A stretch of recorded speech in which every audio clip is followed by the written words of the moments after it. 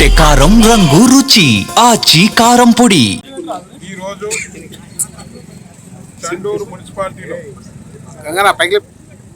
మేము ప్రభుత్వంలో ఉన్నప్పుడు ఎమ్మెల్యేగా ఈ చండూరును మున్సిపాలిటీగా ఏర్పాటు చేసినాం. అదేవిధంగా చండూరును ఒక రెవెన్యూ డివిజన్గా మార్పు తీసుకొచ్చాం. అదేవిధంగా చండూరు అభివృద్ధి కొరకు, ఈ మున్సిపాలిటీ అభివృద్ధి కొరకు సుమారుగా 40 కోట్ల రూపాయలు నిధులు ఇచ్చి అభివృద్ధిని మొదలుపెట్టాం వివిధ రూపాలలో. దాంట్లో ఇప్పుడు మనం నిలబడ్డ రోడ్డు పనులు కానివ్వండి, అదేవిధంగా మనకు ఎదురుగా అవుపడ్డ లైటింగ్ వ్యవస్థ కానివ్వండి, అదేవిధంగా ఇలా డ్రైనేజీలు కానివ్వండి, అదేవిధంగా ఇలా క్రిమిటోరియం అంటే శ్మశాన వాటిక కానివ్వండి, అదేవిధంగా ఇంటిగ్రేటెడ్ మార్కెట్ కానివ్వండి, వెజ్ నాన్ వెజ్, అదేవిధంగా మున్సిపాలిటీ భవన నిర్మాణం కానివ్వండి, అదేవిధంగా ధోబీ ఘాట్ కానివ్వండి, ఇవన్నీ పనులకు ఆ నిధులన్నీ కూడా శాంక్షన్ చేసి పనులన్నీ మొదలుపెట్టుకున్నాం.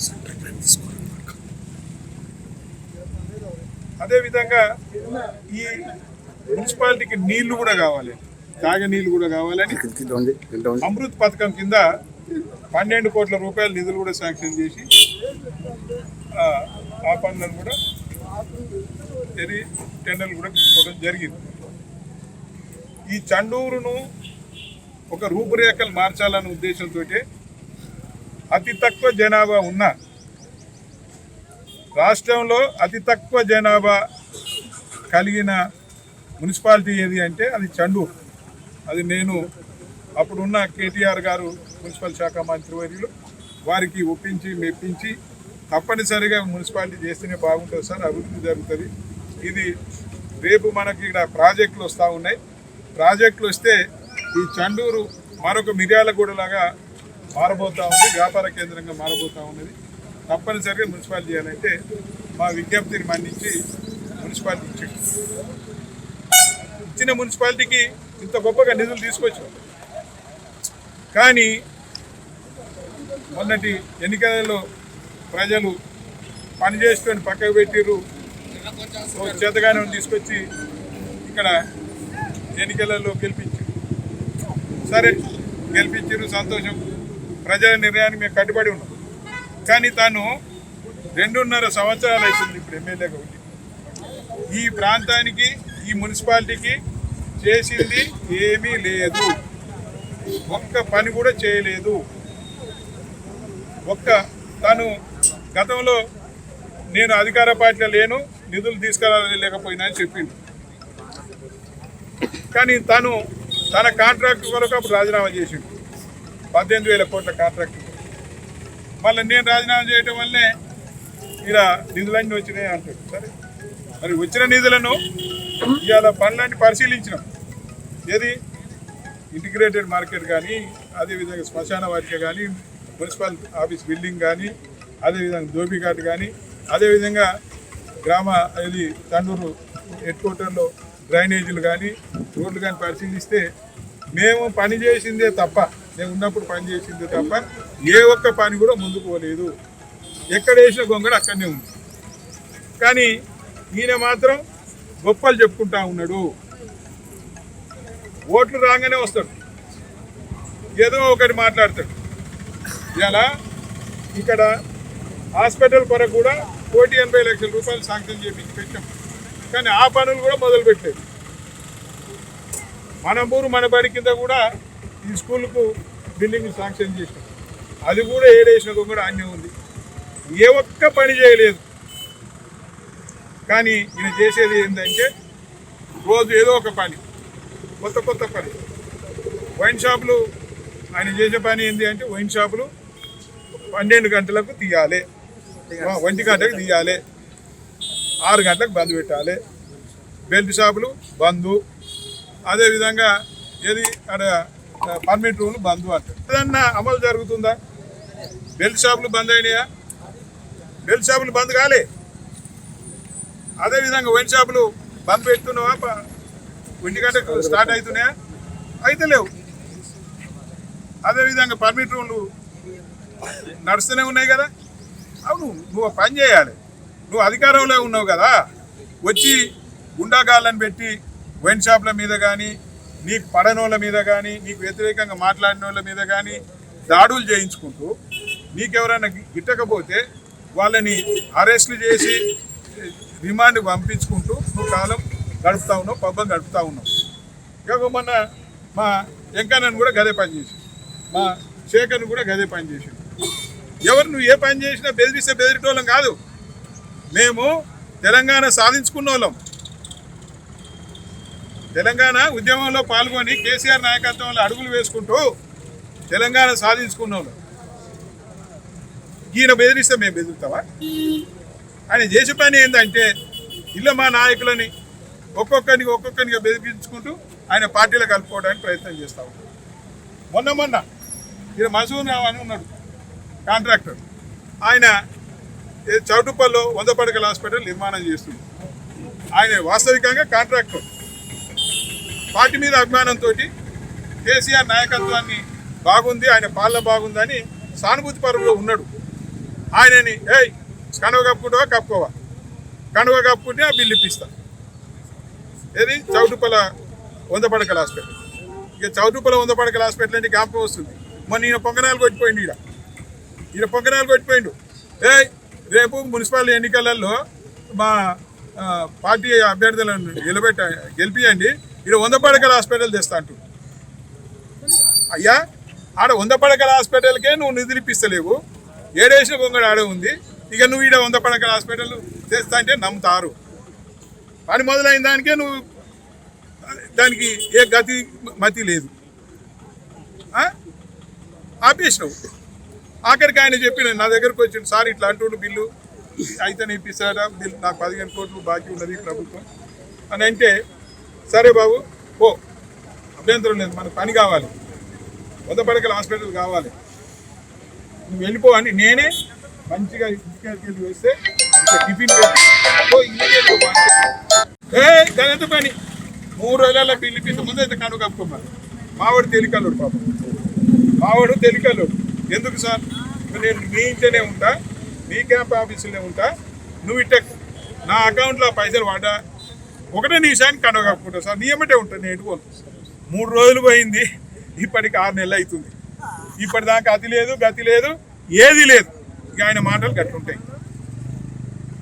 అట్లా నిర్ణయాలండి. మా ఈరోజు కోడియం కన్నా అని ఉండు, ఆయనని వస్తావా పార్టీలోకి రావా, కనుక కప్పుకుంటావా కప్పుకోవా, లేకపోతే నీ సంగతి చూస్తా, లేకపోతే మీ పంచాయతీలు అన్నీ కూడా నేను అది చేస్తా ఇది చేస్తా అని బెదిరించుకుంటూ ఉన్నాను. నేను పొద్దున పోయినా, పాపం భార్య భర్తలు ఏడుస్తూ ఉన్నారు. సార్ ఇట్లా సంగతి మమ్మల్ని ఇబ్బంది పెడుతుంది, ఏం చేయాలి సార్ అంటే నేను చెప్పిన, మీరు ఇన్ని రోజులు పార్టీకి నిబద్ధతగా ఉన్నారు, పార్టీకి కట్టుబడి ఉన్నారు, నిజాయితీగా ఉన్నారు. మీకు ఇబ్బంది జరిగినప్పుడు మీ సమస్యలకు పరిష్కారం వచ్చినప్పుడు పొండి, ఏం బాధ లేదు, నేను సంతోషంగా పంపిస్తా, వెళ్ళండి, మీకు నేను చాలువ కప్పి ఇన్ని రోజులు మా పార్టీకి ఉన్నందుకు సన్మానం కూడా చేసి పంపిస్తా అని చెప్పింది. నాకేం అభ్యంతరం లేదు, కానీ ఎవరిని ఇబ్బంది పెట్టాలని లేదు. అందరినీ బెదిరిస్తూ కాలం గడుపుతూ ఉన్నాడు.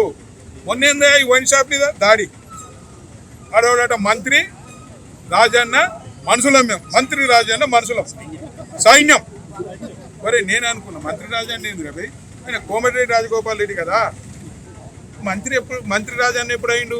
ఓహో, బహుశా ఆయన మంత్రి కాలేకపోతుంది కాబట్టి ఇక పేర్లో మంత్రి పెట్టుకొని మంత్రి అని అనిపించుకొని సంతోషపడటానికి మంత్రి రాజన్న అని తిరుగుతూ ఉన్నట్టు.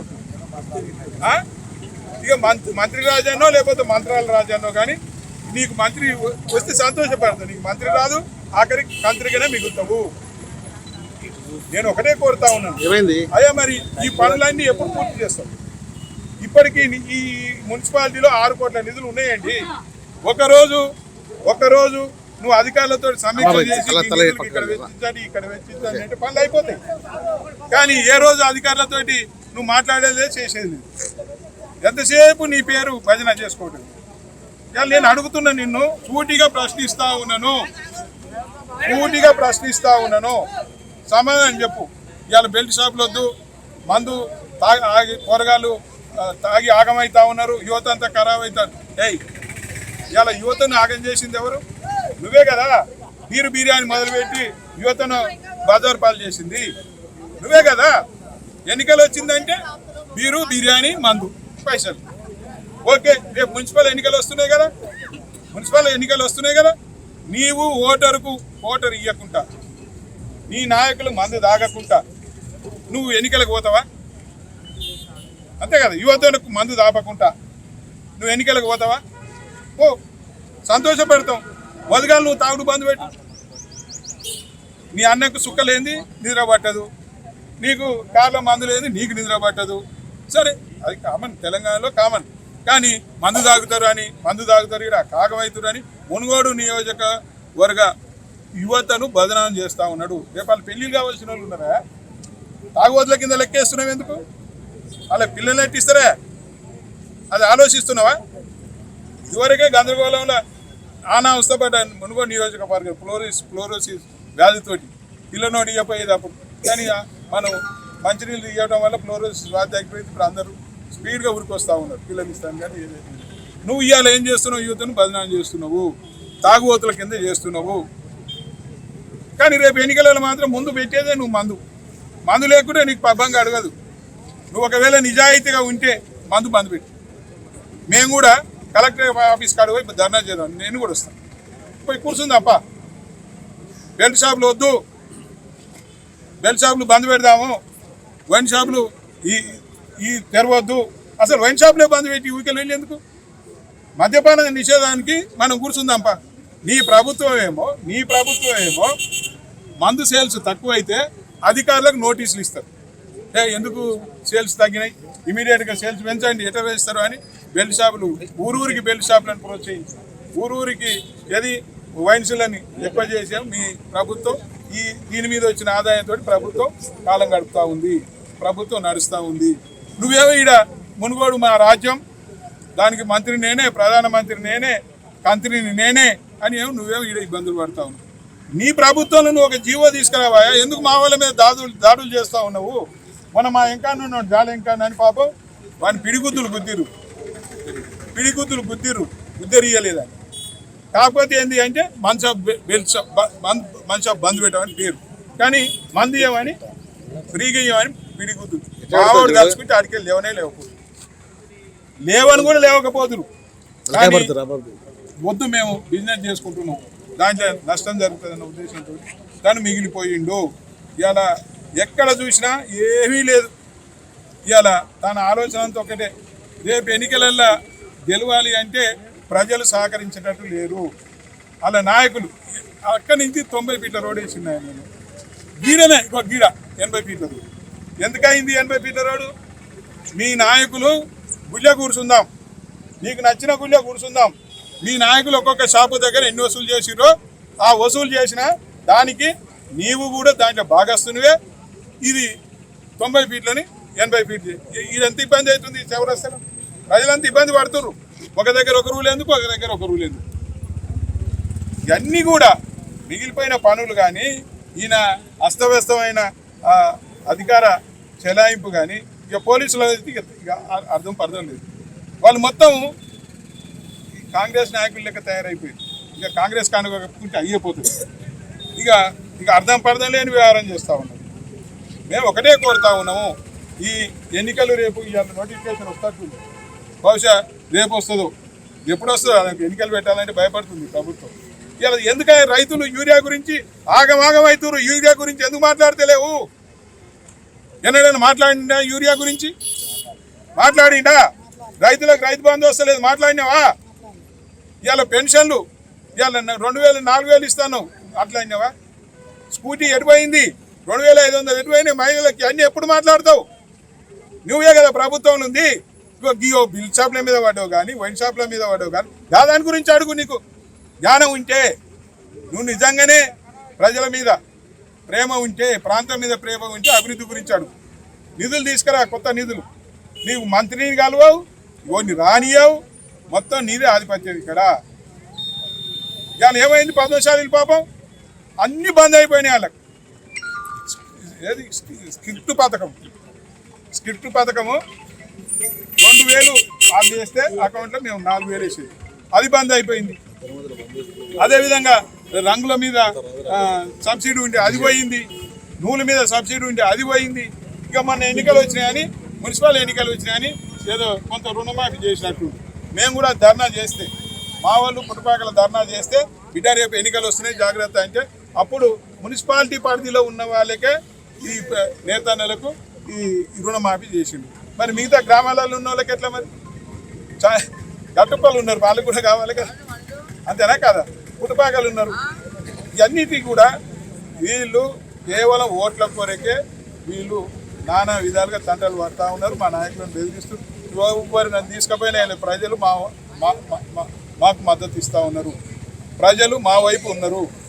ఇవాళ నువ్వేమో పైసలతోటి పాలన చేద్దామని చూస్తా ఉన్నావు, గెలపాలని చూస్తున్నావు. మేమేమో ప్రజల మద్దతుతోటి గెలవాలని చూస్తున్నాం. నువ్వేమో కాంట్రాక్ట్ల కొరకు నీకు పద్ధతి కాదు, ఏది నీకు పదవి కావాలి.